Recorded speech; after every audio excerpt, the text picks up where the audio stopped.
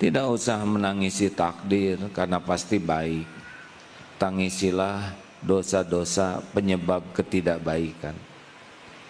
Baik, selanjutnya.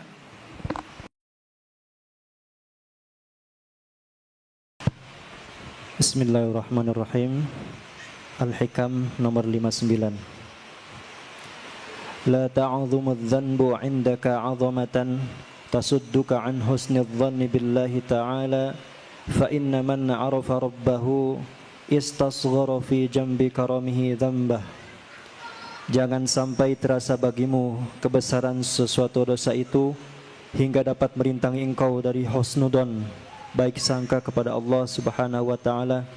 Sebab siapa yang benar-benar mengenal Allah, maka akan menganggap kecil dosanya itu di samping keluasan kemurahan Allah.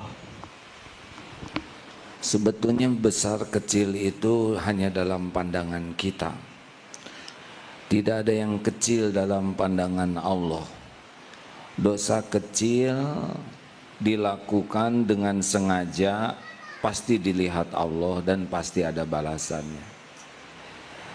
Tetapi kalau sudah terlanjur berbuat dosa besar, maka kita harus ingat ampunan Allah lebih luas lagi.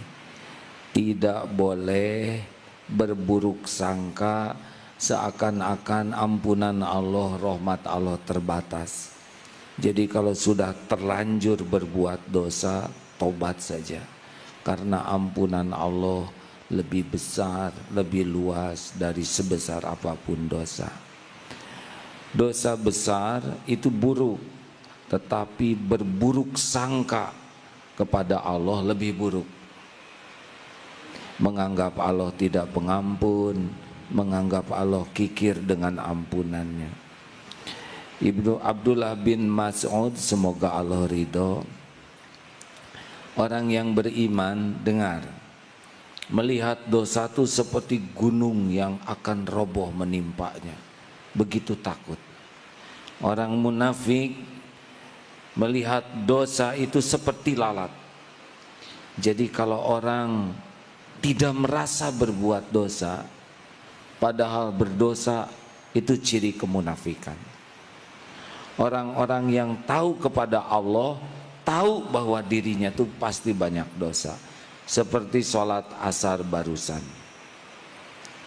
Sholat asar barusan, kita harusnya lebih banyak mengharapkan ampunan Allah dalam sholat itu daripada mengharapkan pahalanya. Karena dalam sholat barusan banyak ngaconya, banyak tidak khusyuknya. Bayangkan, kita diundang oleh misal presiden atau gubernur saja. Gubernur sudah memperhatikan khusus. Nah, kita yang minta pertemuan khusus, yang sangat khusus, tapi selama pertemuan ngelantur, mikir kemana-mana, ngomong kemana-mana. Coba, lebih mengharapkan pemberian dari gubernur atau mengharapkan kemaafan dari gubernur? Sholat barusan tuh kita lebih mengharapkan diampuni Allah, karena ngaco selama sholatnya. Kalau sholat khusyuk ngarep sesuatu, nah itu pantas. Tapi kalau sholatnya ngaco seperti ulangan jelek di hadapan guru, lebih banyak mohon dimaafkan daripada mohon nilai yang bagus. Nah, seorang yang kalau ditanya, saudara harus tobat, lalu tersinggung, dosa saya apa? Nah, itu ciri munafik. Karena orang-orang yang beruntung adalah orang yang dibuka hatinya oleh Allah, bisa melihat dosanya sendiri dan takut. Jadi kalau ada orang yang nangis saja, malam hari itu nangis, bukan nangis masalah, bukan menangisi takdir, bukan menangisi keadaan, tapi menangisi dosa, itu beruntung. Tapi kalau orang hanya nangis, kenapa kok nasib saya begini, kenapa kok hidupnya, hanya menangisi keadaan, itu orang yang tidak ridho kepada takdir. Susah tenang. Tidak usah menangisi takdir karena pasti baik. Tangisilah dosa-dosa penyebab ketidakbaikan. Baik, selanjutnya. لا صغيرة إذا قابلك عدله ولا كبيرة إذا واجهك فضله. Tidak ada dosa kecil jika Allah menghadapi engkau dengan keadilannya, dan tidak berarti dosa besar jika Allah menghadapimu dengan karunia-Nya. Rasulullah sallallahu alaihi wasallam bersabda, "La kabirata ma'al istighfar wa la saghirata ma'al israr." Tidak ada artinya dosa besar jika disertai dengan istighfar atau minta ampun, dan tidak dapat dianggap dosa kecil jika dikerjakan terus-menerus. Ada anak-anak yang sedang main? Ada ya?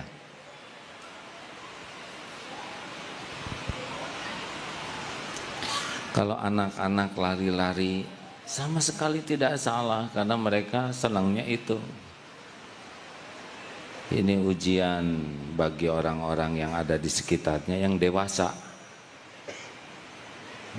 Jangan dimarah karena ini pasti izin Allah. Tinggal ditenangkan, ya.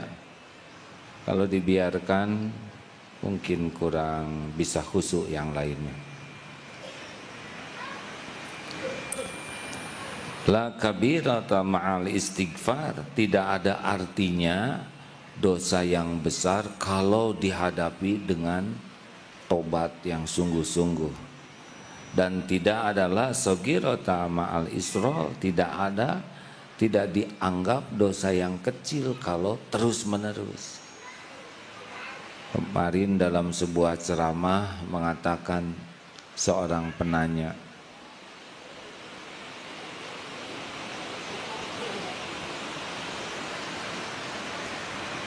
saya kalau di pengajian enak, tenang, rasanya mantap.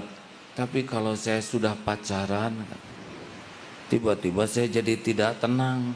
Padahal saya pacaran hanya dosa kecil, begitu. Disebutnya hanya. Nah, dari sini saja sudah ketahuan, ya, bahwa menganggap remeh dosa kecil akan berulang itu dosa kecil. Dan dosa kecil yang berulang bisa jadi dosa besar. Hadirin sekalian, tidak ada yang luput, ya. Kalau setiap dosa yang kita lakukan, misalkan dosa kecil mengeluarkan belatung, satu, sering melakukan dosa kecil, kira-kira seperti apa diri kita, kan? Kalau setiap pikiran kotor mengeluarkan belatung di kepala kita. Kalau dosa besar, lele, oh dosa sedang, kurang menarik lele. Ular, menjijikan kita ini. Dosa kecil yang terus menerus sama dengan penuh belatung diri kita ini, ya kan? Benar? Jadi sebaiknya hindari dosa sekecil apapun. Kalau tergelincir segera istighfar. Bagaimana kalau kita tidak segera tobat? Nah, kalau Allah sayang kepada kita, nanti Allah akan mengingatkan kita dengan berbagai kejadian. Dompet hilanglah, sakit, di PHK, uang habis. Pokoknya kalau kita disayang Allah, kita akan diingatkan dengan berbagai kepahitan sebagai jalan kafarahnya. Jadi kalau kita sering ditimpa pedih, sakit, nelangsa, itu ciri-ciri sedang difasilitasi untuk bersih. Kalau kita fokus kepada tobat, cepat hilangnya. Tapi kalau tidak fokus kepada tobat, lama sakitnya. Kayak orang anak kecil dimandikan, sambil dimandikan ikut bersih-bersih, pasti cepat bersihnya, ya. Tapi kalau sedang dimandikan orang tua lari sana, lari sini, malah main pasir lagi. Ini bisa berhari-hari dimandikannya. Maka kalau ada kesulitan, kepahitan, tidak usah banyak pikiran, tobat saja. Seperti Nabi Yunus, 3 kegelapan, gelapnya malam, gelapnya laut, gelapnya perut ikan. Apa di dalam perut ikan Nabi Yunus menyalahkan umatnya? Dasar umat ngaco, bebal, dinasehatin, diajak ke sorga, enggak nurut, saya jadi sengsara. Enggak. Apakah Nabi Adam ketika diturunkan dari sorga menyalahkan iblis? Dasar si iblis, tukang tipu, saya nabinya ditipu. Tidak. Si Hawa lagi pakai ikut-ikutan, harusnya jadi istri tuh malah enggak. Yang dipikir mah cuma satu saja, Rabbana zolamna anfusana, ya Tuhan kami sudah zolim kepada diri kami sendiri. Kalau Nabi Yunus, subhanaka inni kuntu minaz zalimin, itu tuh kalau dalam kesulitan, kepahitan, karena dosa-dosa yang enggak kita akui, dosa-dosa yang enggak kita tobati, itu pasti neken, pasti neken. Daripada mikirin masalahnya, lebih baik pikirin dosa, tobat saja. Coba seperti Nabi Adam, tidak banyak pikiran selain minta ampunan Allah. Hasilnya naik derajatnya. Nabi Yunus, 3 kegelapan, gelap perut ikan, gelap lolos. Bukan mikirin jalan keluar, mikirin ampunan Allah. Makanya kalau saudara dalam kepahitan, kesulitan, kebanyakan mikir, nambah tuh. Tobat dulu. Pasti nanti bonus pertama apa? Kalau tobatnya benar, tenang. Bonus kedua apa? Warazaqahu min kedua apa? Jalan keluar. Wa min kulli doikin makhrajan. Hadiah yang ketiga, warazaqahu min haitsu la yatasib. Jadi jangan takut oleh masalah, jangan takut, dan jangan sibuk memikirkan jalan keluar masalah. Jangan dulu, nggak akan kepikir. Kalau dosa masih banyak, nggak kelihatan. Tobat, tobat. Di perut ikan di laut itu tidak cari jalan keluar dari perut ikan. Tobat dulu. La ilaha illa anta subhanaka inni kuntu minaz zalimin. Ada caranya nanti. Sudah waktunya diterima oleh Allah. Ini tobatnya udah benar, udah remuk hatinya, udah banjir air mata yang tulus. Nanti bonus pertama, Allah huwallazi anzala sakinah. Tenang, persoalan masih ada, tapi ini udah enggak takut apa-apa. Nanti tobatnya terus, mulai Allah buka. Mungkin si ikannya dibuat mangap, menguap, yang pleng keluar tuh. Saya tidak tahu bagaimana Nabi Yunus bisa keluar dari sana, ya. Atau bersin mungkin, dari hidung, ya. Keluar, pokoknya mah terserah Allah lah. Ikannya juga milik Allah. Kalau Allah mau ngeluarin saja. Bagaimana nanti terendam air, mungkin ikannya oleh Allah dibuat ke atas, mendarat dekat pulau, ya gampang lah. Setiap ikan milik Allah, takluk kepada Allah. Masya Allah. Cukup, terima kasih. Ada yang mau ditanyakan? Tidak rumit hidup ini, ya. Yang rumit itu adalah yang tidak mau tobat. Wa man lam yatub faulaika humudz zalimun. Orang yang tidak mau tobat itulah yang zalim. Kenapa tidak mau tobat? Karena dia tidak merasa bersalah. Apa cirinya orang yang tidak merasa bersalah? Sibuk dengan alasan pembenaran diri. Kenapa orang tidak mau tobat? Karena dia lebih sibuk memikirkan orang lain yang salah dibanding memikirkan dirinya pengundang masalah. Pada waktu dipermalukan, dihina di TV, misal sibuk menyalahkan wartawan, tidak ada gunanya. Lebih baik sibuk saja tobat. Allah lah yang membulak-balik hati wartawan. Mau apa mikirin wartawan? Dia sudah dapat dari apa yang dia lakukan, dan kita dapat dari apa yang kita lakukan. Satu pertanyaan kemarin di Al-Latif menarik. AA, saya bisnis dengan teman saya. Nah, bisnis kami kolab.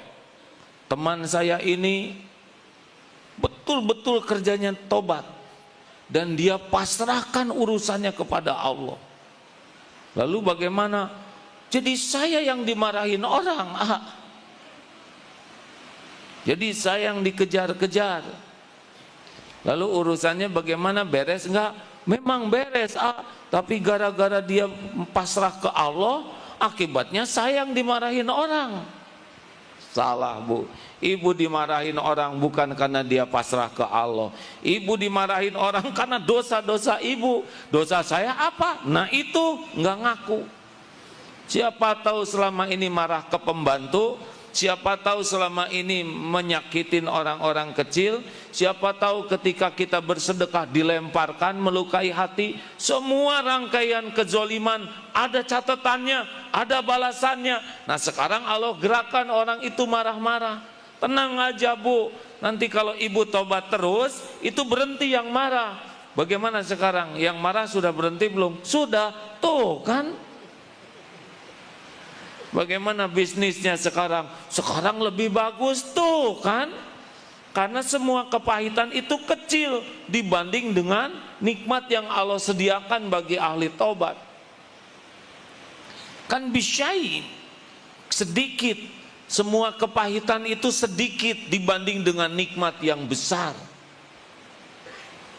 Dihina 7 tahun itu sedikit dibanding dengan nikmat yakin ke Allah, nikmat tawakal, nikmat iman.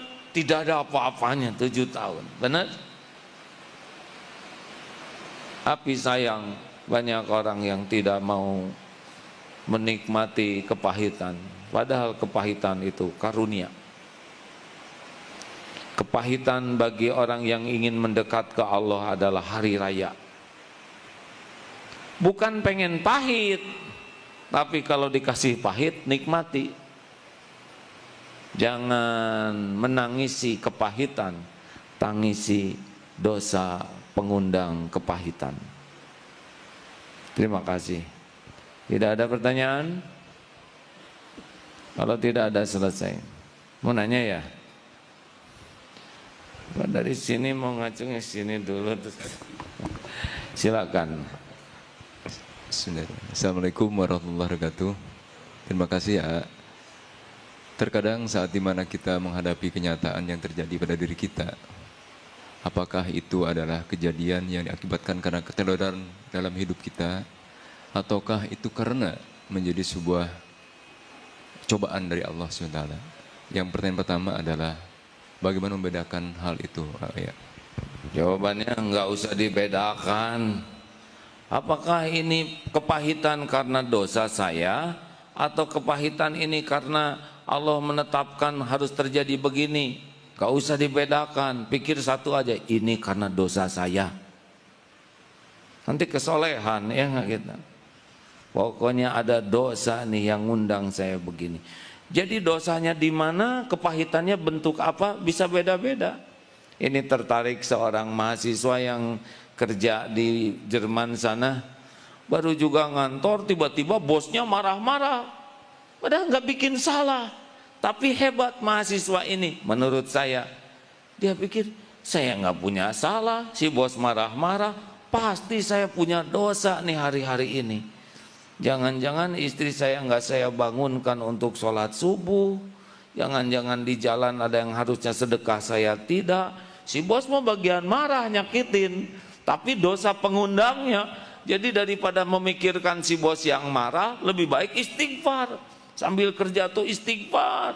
Sore hari bosnya ngomong gini, maaf ya, tadi saya lagi lost control, lagi kurang stabil. Kamu nggak salah, jadi saya marahin. Berapa gajinya biasanya sejam? Saya 8,5 euro. Ya udah sekarang 10 euro. Gitu tuh. Sore tuh. Sekarang rada ditunggu-tunggu bosnya marah ya. Udah sarana tobat, udah pembuka rezeki yang tidak diduga-duga. Begitu? Nah, biasanya kalau ada yang marah gitu kita fokus ke yang marahnya. Apa? Saya salah apa? Kenapa dia marah-marah? Terus aja ke sana. Dia lihatnya ini yang padahal banyak dosa dia. Pengundang ini marah. Ini hanya digerakkan aja oleh Allah. Seksi menguji kita, ya. Seksi melukai hati kita. Gitu. Kayak rezeki juga kan, kerja di sini nggak harus dari sini semua. Kita kerja di sini kalau Allah mau buka dari pintu lain. Dan Allah mah nggak diatur oleh kita. Betul? Enak. Makanya tidak usah rewel hidup ini ya. Banyak tobat. Kalau punya banyak tobat, air mata tobat dan air mata syukur udah dapat tuh. Air mata tobat bikin bersih, bikin tenang, bikin solusi. Air mata syukur membuka. La in syakartum la azidannakum.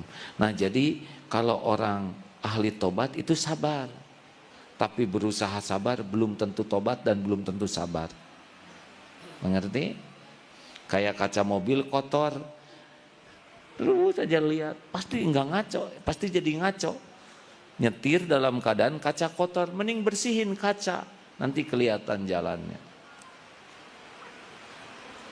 Begitu adik-adik yang banyak cita-cita, banyak tobat ya. Tapi kan kami masih muda. Ya sekarang pemuda sekarang kan dosanya dikit tapi paten-paten loh deh. Masya Allah, astagfirullah. Terima kasih ya. Ini hujan di luar. Jangan ada selintas pun hati yang jelek terhadap hujan. Terserah Allah. Mau kecil, mau sedang, mau besar, terserah yang punya langit dan bumi. Setiap tetesan hujan pasti bertasbih ke Allah ya. Alhamdulillah hujan. Allah lagi punya rencana sendiri. Airnya sama, tanahnya sama, nanti yang jadi pohon beda-beda.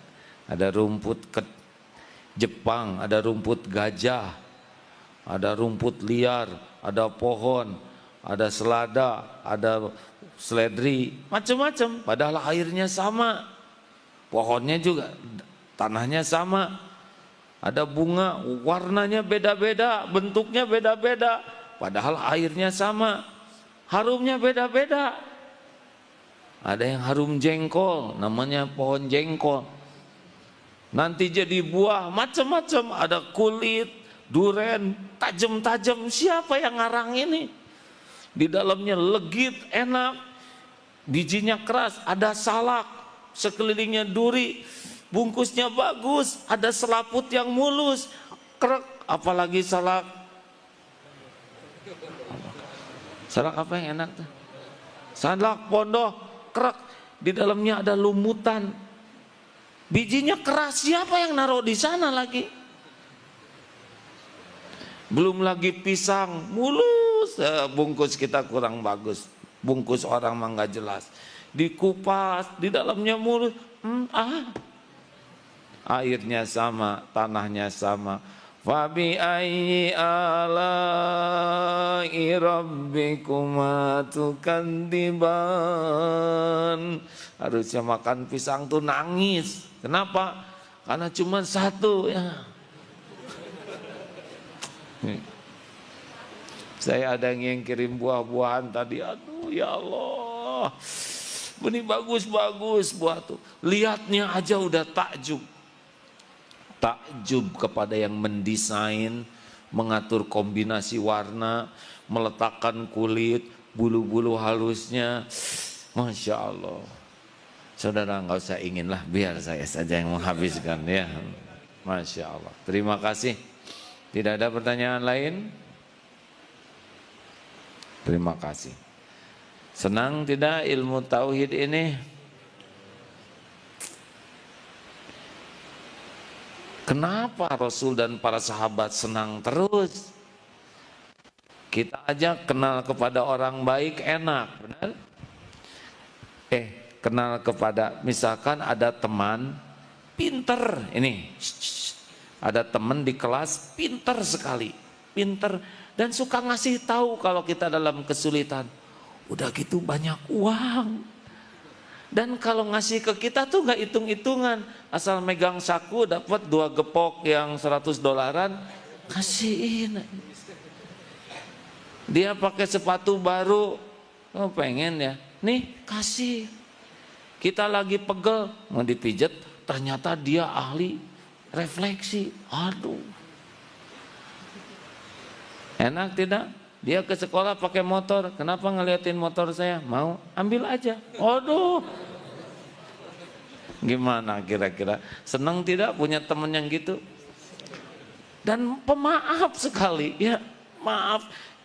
Dia mau makan, kita ambil makanannya semua, sok aja nggak apa-apa.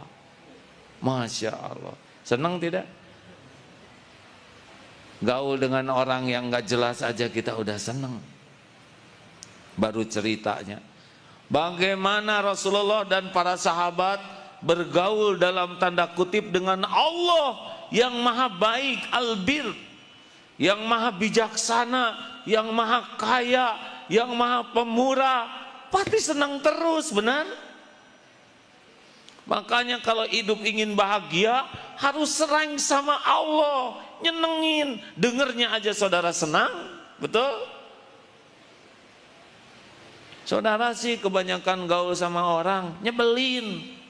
Saya juga orang hadirin. Badan dengan makhluk, hati dengan pencipta makhluk. Masya Allah. Baru bahagia. Namanya Rabbana atina fid dunya hasanah, itu adalah hati yang yakin, patuh, pasrah, baru nikmat. Gitu deh. Jelas ini SMK. Para pemirsa, tolong rekaman ini diawetkan ya.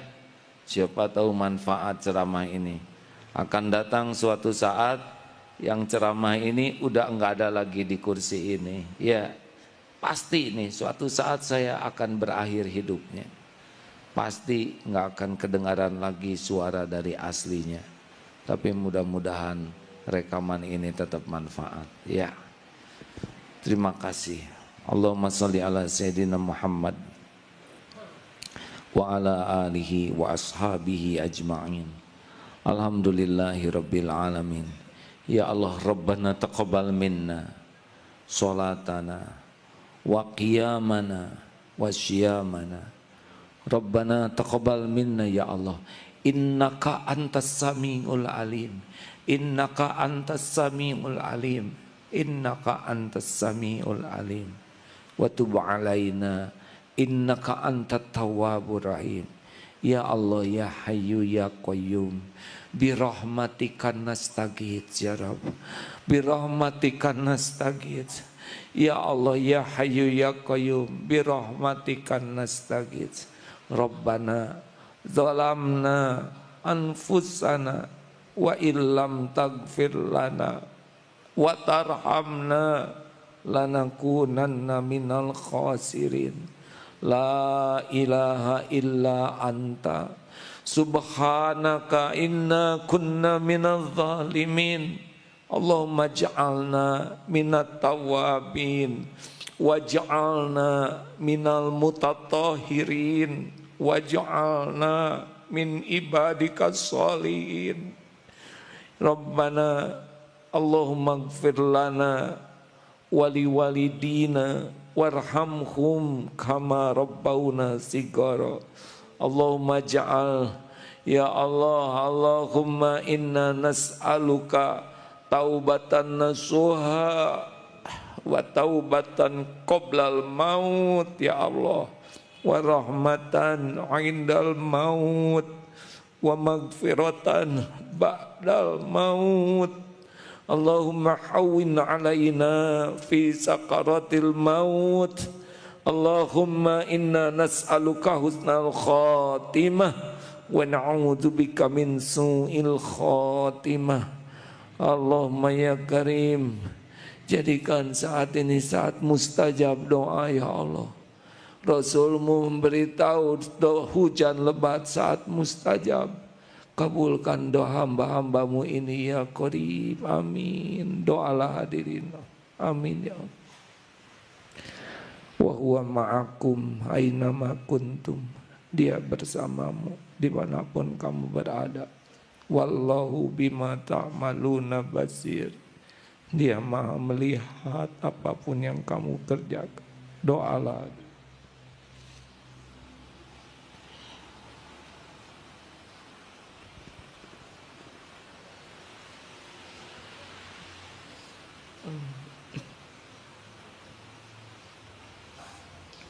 Ya Allah, Allahumma rizukna al-istiqamah.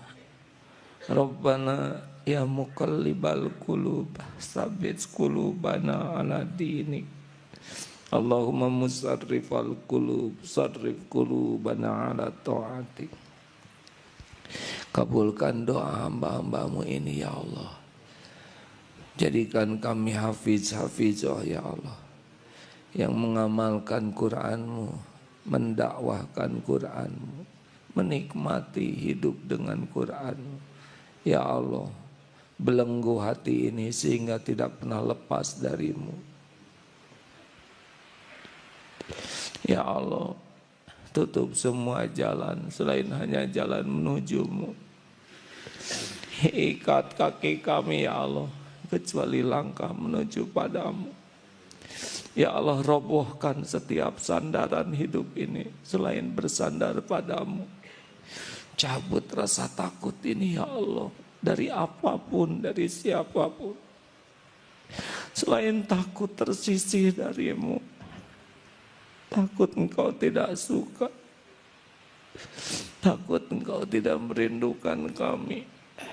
Berkahilah majelis ini ya Allah.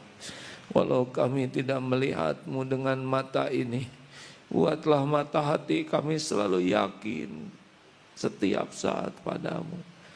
Allahumma ighfir lil mu'minina wal mu'minat wal muslimina wal muslimat al ahya'i minhum wal amwat. Rabbana atina fid dunya hasanah wa fil akhirati hasanah wa qina adzabannar. Amin ya rabbal alamin. Alhamdulillah. Terima kasih hadirin. Subhanakallahumma wa bihamdika asyhadu alla ilaha illa anta astaghfiruka wa atubu ilaik. Assalamualaikum warahmatullahi wabarakatuh.